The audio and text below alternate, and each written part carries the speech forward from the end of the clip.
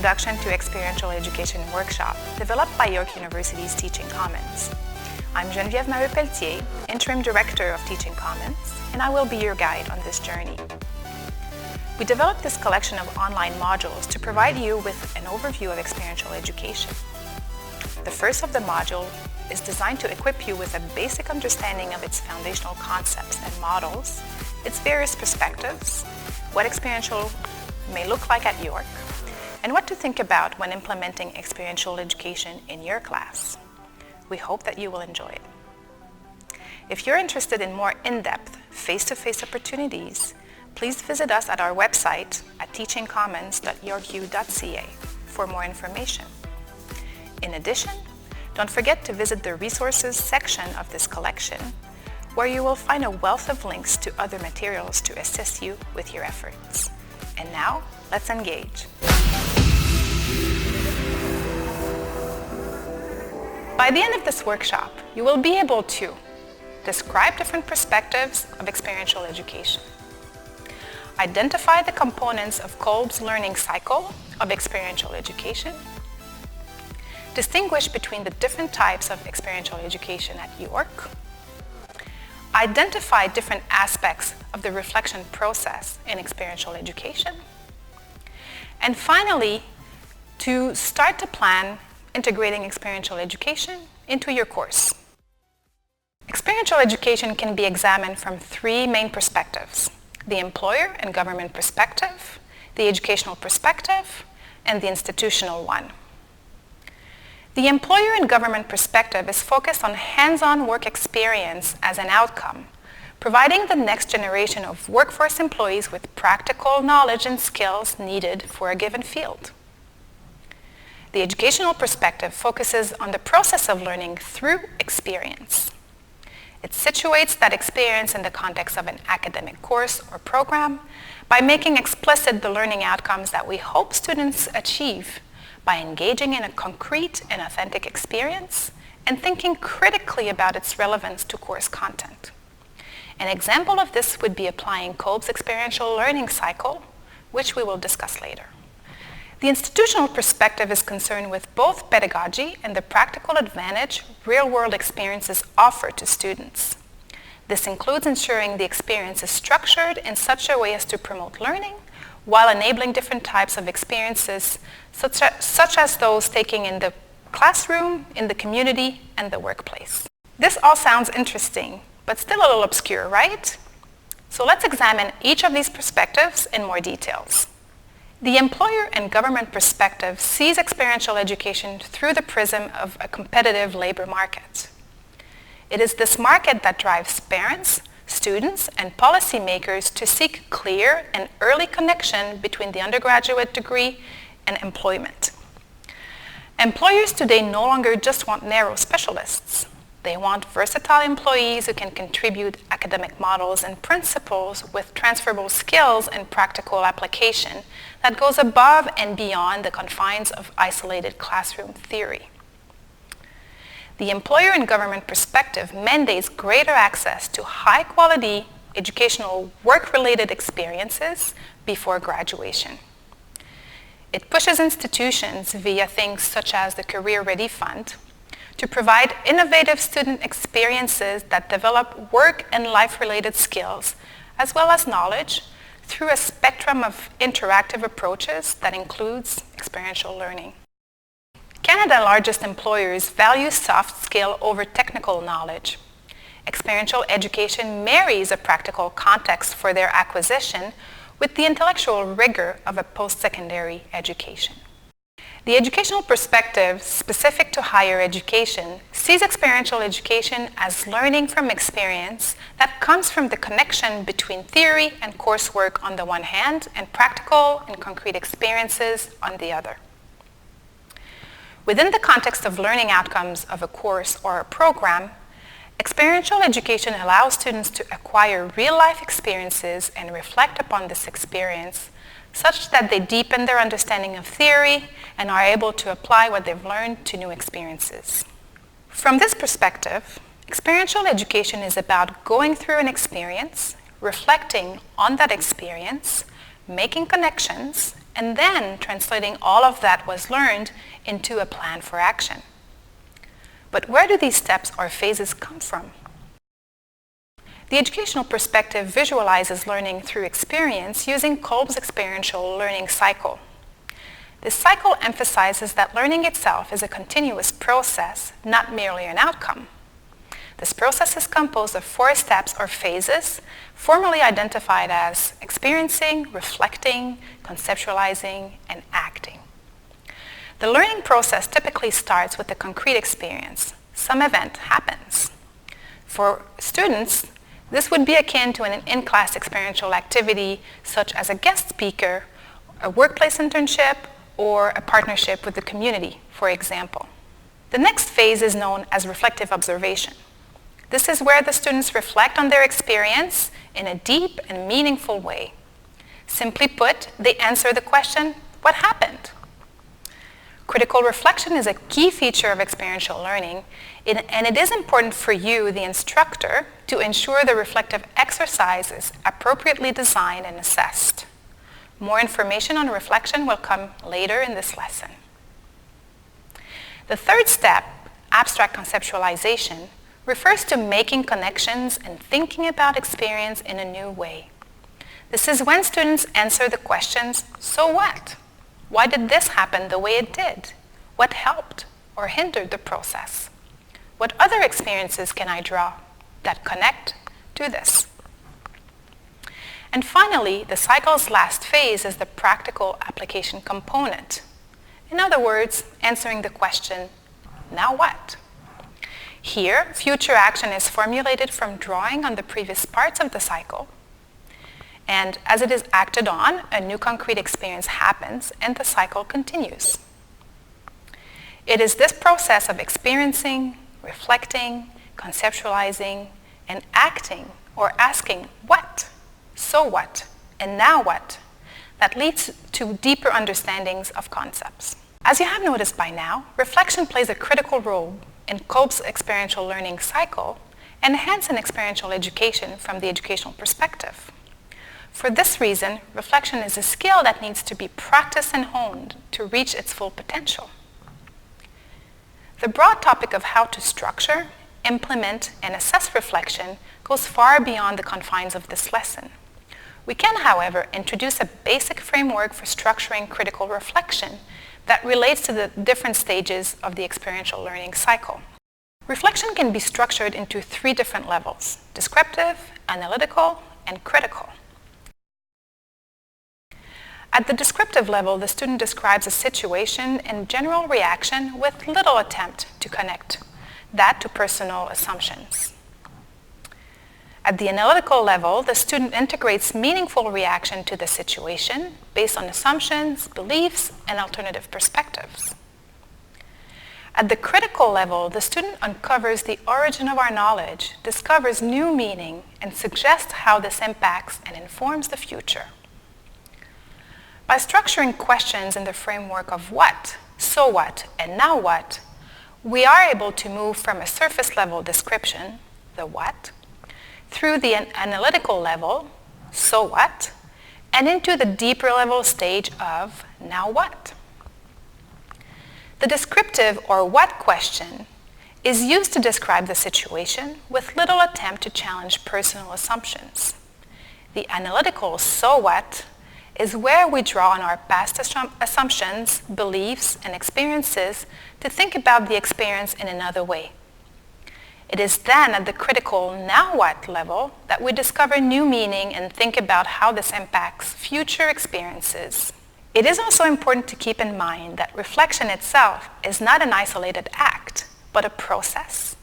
And the student must be able to tap into the different stages of reflection along the way. Reflection can happen before action, in action, and on action. Reflection before action is done by thinking ahead. As a student, before entering a new experience, what will you do to prepare? What past experiences can you draw on that might help inform the future? As an instructor, this means you need to think about how you will prepare students to notice, evaluate, analyze, and plan for action. Reflection in action is what happens in the moment. For example, being aware of one's own actions as they are happening and making any adjustments to adapt to changing circumstances. As an instructor, this means you need to plan on how you will support students in thinking about their practice, behavior, insights as they occur. Reflection on action is what we typically think of when we talk about reflection. It is the process of looking back on past experiences, not just in a descriptive manner, but also through the analytical and critical stages. As an instructor, you need to think about how you will facilitate opportunities for students to discover lessons learned from their experiences. Critical reflection is a skill in the context of both a teacher and a learner. As a teacher, it is important to design reflective activities that are appropriate to the experience and are conducive to learning through reflection and make connections back to the course. For example, a community-based experiential education activity might result in a presentation in a public forum, whereas an internship report could be written up and reference also how learned theory was applied.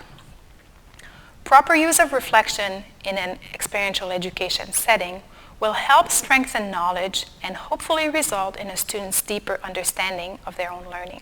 You may be thinking right now, great! Now, I understand all of these models and stages and frameworks, but you know what? I still have no idea what form it will actually take place in practice. What specific activities can I use to incorporate Kolb's learning cycle in general and reflection in particular into my classes? But fear not. There are many reflection strategies of various complexity and ease of use that are readily available for you to use. So let's look at some of them now. The following are examples of reflection strategies you can use. Please note that this list is not exhaustive, and each activity will be dependent upon the context in which you teach. In a 1-minute paper, students are given 1 minute to answer 2 questions. Common questions are, what was the most important thing you learned, and what question remained unanswered? In a Think, Pair, Share activity, students are given time to individually think about a question, a statement, or a situation. They are then asked to share their responses with the partner, prompting further discussion. The partners then have an opportunity to share responses with the class as a whole.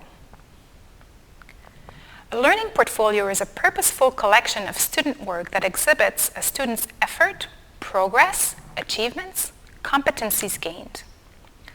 It provides an opportunity to document what was done, making connections across different courses and activities, and revisiting and reflecting on experience.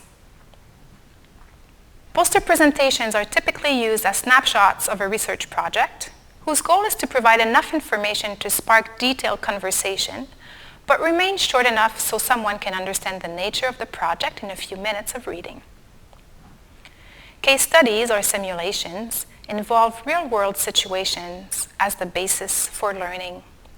These rely on students to explore the topic and use critical thinking to come to a solution or decision, rather than the instructor explaining the problem and reporting the result.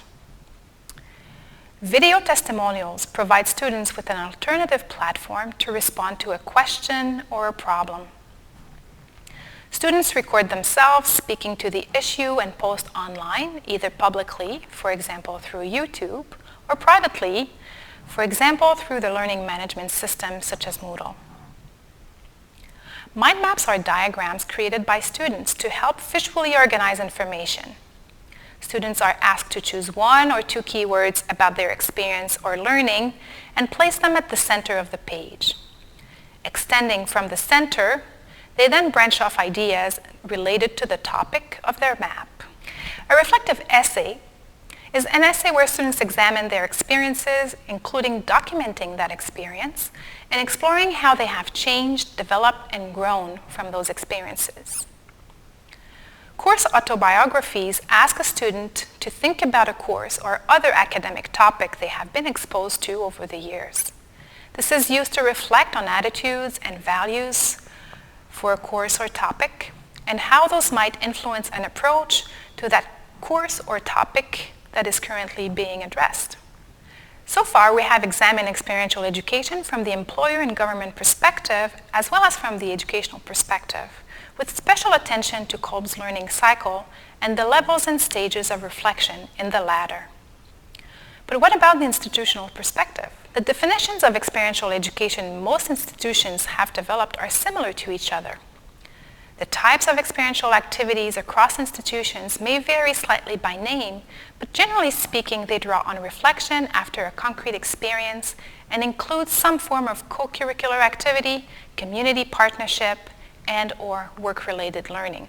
Specific to York University, a subway line model has been developed to represent experiential education and the three main types that you can focus on. These three types of experiential education at York are course-focused, community-focused, and work-focused, also known as work-integrated learning. Course-focused experiential education usually means reflective learning activities. Community-focused experiential education can take the form of community-based learning, community-based research, and community service learning. Work-focused experiential education may be in the form of placements, internships, and various types of co-op education. Next, we'll take a closer look at each of these forms of experiential education at York University according to that subway line model. Course-focused experiential education involves a pedagogical exercise or a near real-world experience that allows for meaningful connections to course concepts through the process of critical reflection.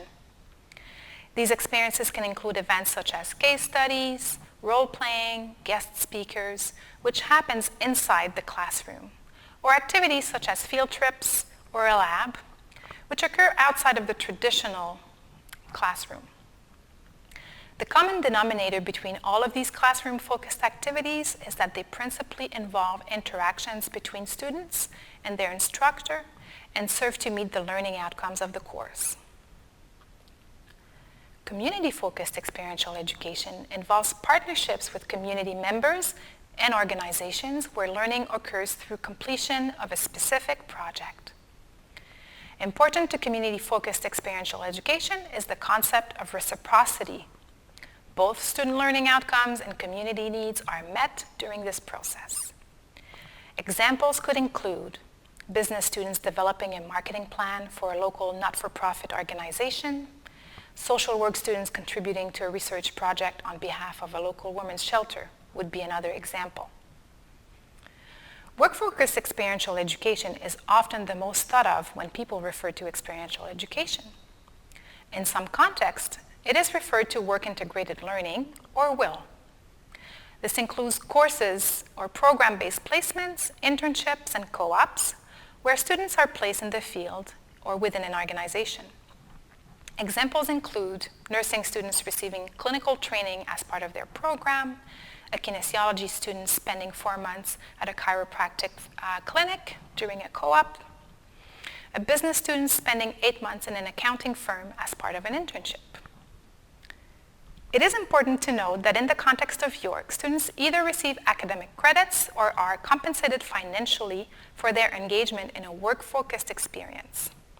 Internships and co-ops are paid positions, whereas placements that are mandatory as part of their course or program are unpaid, but students receive marks and academic credits in lieu of payment.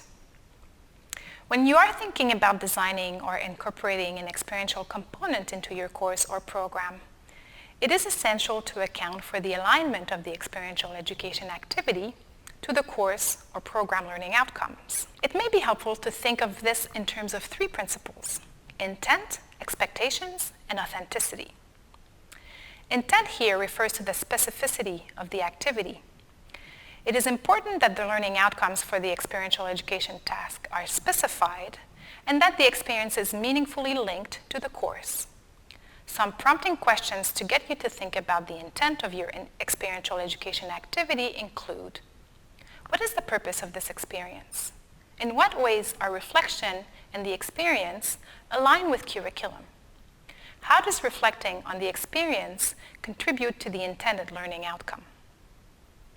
For example, a learning outcome statement for a community-focused experiential education course on environmental sustainability could be: by the end of this course, you will produce a report addressing the environmental challenges faced by publicly funded parks.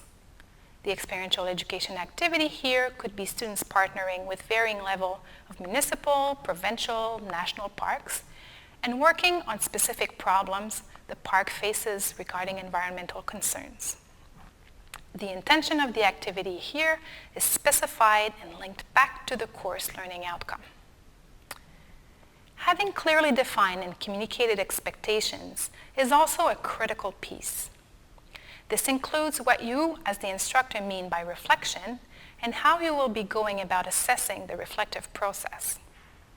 This could include a rubric that is explained by you, as well as making the students aware of how much the activity is going to be worth towards their overall grade.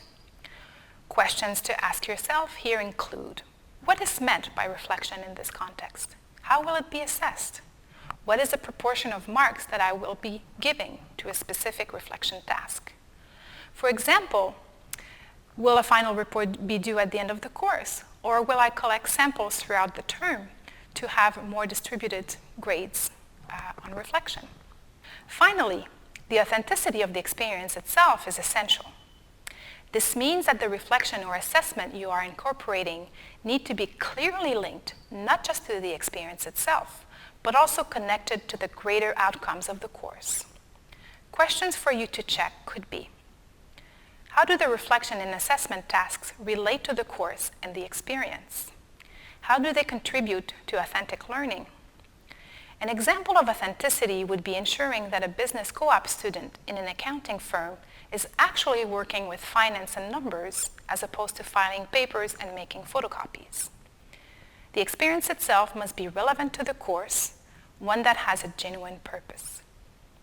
Thinking about the principles of intent, expectations, and authenticity will help ensure your experiential education activity and assessment strategies are suitable and relevant to the type of learning you want to achieve. Let's review what we have learned so far. Experiential education may be examined from 3 different perspectives: employer and government, educational, and institutional. In an educational setting, learning through experience is a process that involves well-designed and well-structured experiences along with explicit reflective activities. York University focuses on 3 main types of experiential education: classroom-focused, community-focused, and work-focused. These broad categories are typical across institutions, though they may be grouped or worded differently. Reflection is essential to experiential education. It is important that your experiential education design provides an authentic experience that is intentionally built into a course or program with clearly defined expectations. Thank you for taking this journey with us into the depths and intricacies of experiential education. We hope you have enjoyed it and feel inspired to start using the models, techniques, and strategies we introduce in this lesson in your own practices. If you are ready to incorporate experiential education into your own course, make sure you check out the resources and references sections for more information and aid. And as always, please don't hesitate to reach out to us for practical advice, assistance, and design solutions. We at York University's Teaching Commons are here to help you create more effective, more engaging, and more authentic learning experiences for you and your students. We are looking forward to working with you.